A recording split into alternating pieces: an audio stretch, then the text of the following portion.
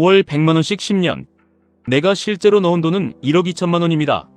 그런데 2016년부터 2025년까지 매달 QLD를 샀다면 약 6억 원이 됐습니다. 같은 돈으로 TQQQ를 샀다면 약 7억 9천만 원이 됐습니다. 여기까지만 보면 이런 생각이 듭니다. 그냥 TQQQ만 사면 되는 것 아닌가? 하지만 중간 과정을 보면 이야기가 완전히 달라집니다. TQQQ 계좌는 2021년 말 약 5억 3천만 원까지 올라갔다가 2022년 말 약 1억 1천만 원까지 무너졌습니다. 1년 동안 1,200만 원을 추가로 넣고도 계좌에서 4억 원 이상이 사라진 것입니다. 오늘은 수익률만 보여드리지 않겠습니다. 2018년, 2020년, 2022년 폭락장에서 계좌가 실제로 어떻게 움직였고 그때 매수를 멈춘 사람과 계속한 사람의 결과가 얼마나 달라졌는지 계산해 보겠습니다. 계산 조건부터 말씀드리겠습니다. 2016년 1월부터 2025년 12월까지 정확히 120개월입니다. 매월 말 100만원씩 매수했고 소수점 매수가 가능하다고 가정했습니다. 총 납입 원금은 1억 2천만 원입니다. 환율은 모든 달에 같다고 가정해서 ETF 자체의 성과만 비교했고 세금과 매매 수수료, 분배금 재투자는 제외했습니다. 먼저 QLD입니다. 2016년 말 계좌는 약 1,349만 원이었습니다. 2017년 말에는 약 3,760만 원이 됐습니다. 하지만 2018년 급락장이 오면서 2018년 말 계좌는 약 4,403만 원에 그쳤습니다. 1년 동안 1,200만 원을 더 넣었는데도 계좌는 거의 자라지 않은 것입니다.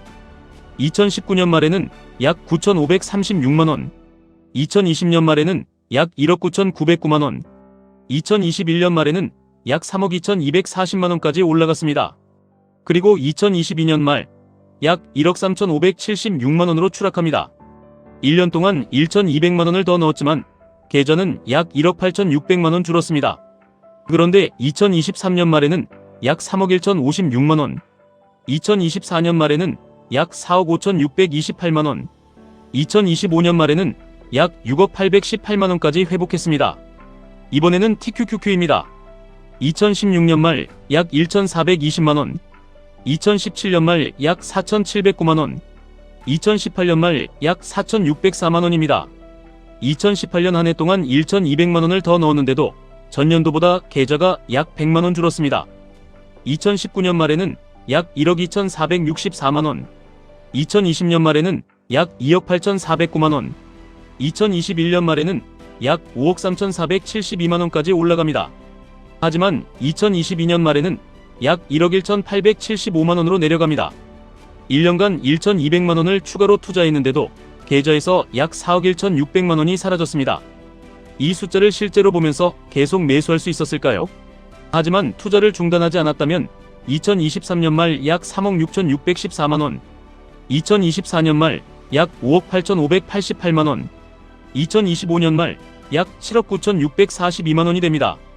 이제 세 번의 폭락장을 자세히 보겠습니다. 첫 번째는 2018년입니다. QLD는 2018년 8월 고점에서 12월 저점까지 약 42.5% 하락했습니다. 이전 고점을 회복한 날은 2019년 7월이었습니다.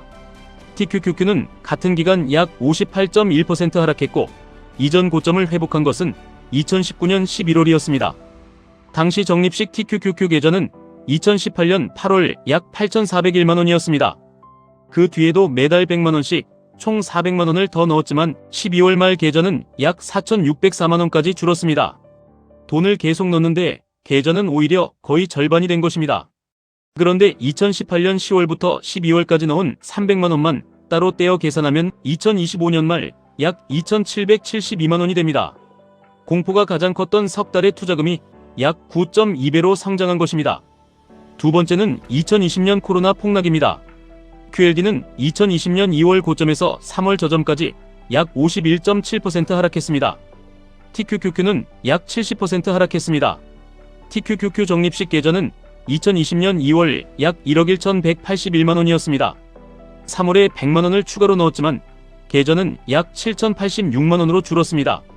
한 달 사이 약 4천만 원이 사라진 것입니다. 그런데 불과 넉 달 뒤인 2020년 7월 계좌는 약 1억 8,222만 원까지 회복했습니다. 2020년 3월부터 5월까지 투자한 300만 원은 2025년 말 기준 약 1,994만 원이 됐습니다. 코로나 공포 속에서 매수한 돈이 약 6.6배가 된 것입니다.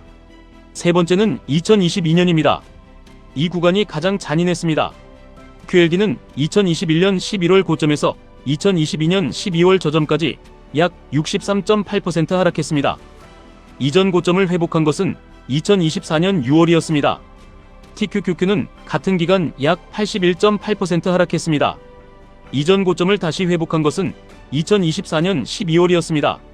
TQQQ 1억 원이 약 1,820만원 수준까지 줄어들 수 있었던 하락입니다. 그런데 2022년 1월부터 12월까지 매달 투자한 1,200만원만 따로 계산하면 2025년 말 약 4,403만원이 됩니다. QLD에 투자했다면 약 3,530만원입니다. 가장 고통스러웠던 2022년에 모은 수량이 이후 회복장에서 가장 강하게 작동한 것입니다. 이번에는 폭락장에서 매수를 멈춘 사람을 계산해 보겠습니다. 2018년 10월부터 12월까지 석 달, 2020년 3월부터 5월까지 석 달, 2022년 1월부터 12월까지 12달, 총 18개월 동안 신규 매수를 멈추고 그 돈 1,800만원은 소비하지 않고 현금으로 보유했다고 가정했습니다. QLD를 매달 계속 산 사람의 최종 계좌는 약 6억 818만원입니다. 18개월을 멈춘 사람은 현금까지 합쳐 약 5억 5,346만원입니다. 차이는 약 5,473만원입니다. TQQQ를 계속 산 사람은 약 7억 9,642만원입니다. 18개월을 멈춘 사람은 약 7억 2,274만원입니다. 차이는 약 7,369만원입니다. 중단한 사람도 1,800만원을 소비하지 않고 그대로 가지고 있었습니다. 그런데도 수천만원의 차이가 발생했습니다. 놓친 것은 투자금 1,800만원만이 아니었습니다. 낮은 가격에서 살 수 있었던 수량과 그 수량이 반등장에서 성장할 시간까지 함께 놓친 것입니다. 그렇다면 TQQQ 100%가 정답일까요? 그렇지는 않습니다. TQQQ는 최종 금액이 가장 컸지만 2022년에 약 82%의 하락을 견뎌야 했습니다. 5억 원을 넘겼던 적립식 계좌가 1억 원대로 줄어드는 과정을 버틸 수 있어야 이 결과를 얻을 수 있었습니다. QLD 80%, TQQQ 20%로 매달 투자했다면 최종 계좌는 약 6억 4,583만원입니다. QLD 100%보다 약 3,765만원 많고 TQQQ 100%보다 최종 금액은 작습니다. 하지만 TQQQ 100%보다 실제로 계속할 가능성은 높아질 수 있습니다. QLD와 TQQQ는 각각 나스닥 100 하루 수익률의 2배와 3배를 목표로 합니다. 10년 수익률이 지수의 정확히 2배와 3배가 되는 상품은 아닙니다. 하락과 상승의 순서와 시장 변동성에 따라 하루를 넘긴 실제 수익률은 목표 배수와 크게 달라질 수 있습니다. 오늘 결론입니다. 월 100만원씩 10년 동안 넣은 원금은 1억 2천만원입니다. QLD는 약 6억 818만원, TQQQ는 약 7억 9,642만원, QLD 80%와 TQQQ 20%는 약 6억 4,583만원이 됐습니다. 하지만 이 결과를 만든 것은 높은 연평균 수익률만이 아닙니다. 2018년에 마이너스 58%, 2020년에 마이너스 70%, 2022년에 마이너스 82%에서도 월 납입을 중단하지 않았다는 조건이 들어있습니다. 최종 금액만 보고 TQQQ를 선택해서는 안됩니다. 그 최종 금액에 도착하기 위해 내가 견뎌야 했던 중간 계좌를 함께 봐야 합니다. 가장 높은 수익률보다 중요한 것은 다음 폭락장에서도 계속 살 수 있는 비중입니다. 여러분은 계좌가 5억 원에서 1억 원으로 줄어들어도 월 100만원 투자를 계속할 수 있습니까? 지금 QLD와 TQQQ의 비중도 댓글로 남겨주십시오. 1분 투자 하이젠버그였습니다.